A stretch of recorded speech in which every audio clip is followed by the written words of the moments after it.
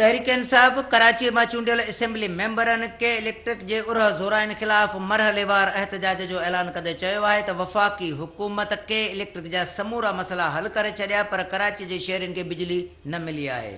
PTI अगवान MNA Aftab Siddiqui, फिरदौस शमीम नकवी, शाहनवाज जद्दून, राजा अजहर, करीम Gabol, राबिस्तान Khan, doctor Sanjay Jamal Siddiqui ऐं ॿियनि press conference कंदे चयो आहे त रोज़ानो एहतजाज जारी रहंदो, जंहिंमें MNA ऐं MPAs बि ॿ कलाक ताईं मौजूदु हूंदा।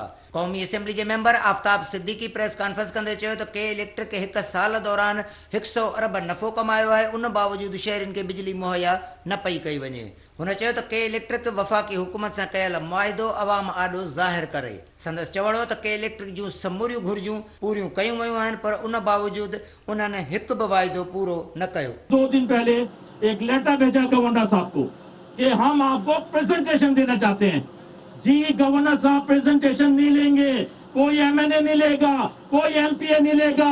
प्रेजेंटेशन होगी मीडिया के सामने होगी, यहाँ बैठ के होगी कि आपका जो कॉन्ट्रैक्ट हुआ था वो कॉन्ट्रैक्ट पब्लिक क्यों नहीं करते, क्या ऐसी उसमें चीजें मौजूद हैं, क्या कॉन्ट्रैक्ट की शिफ्ट मौजूद है जो आप पब्लिक नहीं कर सकते। मैं आज ये अपने MNA MPA और आप सबके बिहार पे मुतालबा करता हूँ कि इनका कॉन्ट्रैक्ट पब्लिक किया जाए।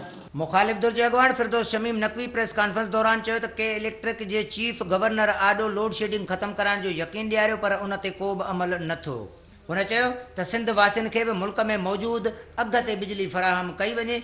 लेकिन शहर कराची के वासी जो हैं वो अभी तक 2 चीजें मांगते थे,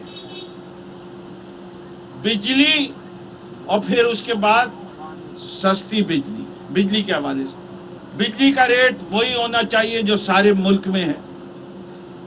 कराची में अगर और सस्ती बिजली हो जाए तो कराची का फायदा, सिंध का फायदा, पूरे पाकिस्तान का फायदा होगा। इससे कि कराची मईशत की रीढ़ की हड्डी है और यहाँ अगर इंडस्ट्री ज्यादा लगती है तो एक्सपोर्ट बढ़ती है सब कुछ। लेकिन हमें मुल्क के रेट के ऊपर बिजली चाहिए, लेकिन बिजली चाहिए।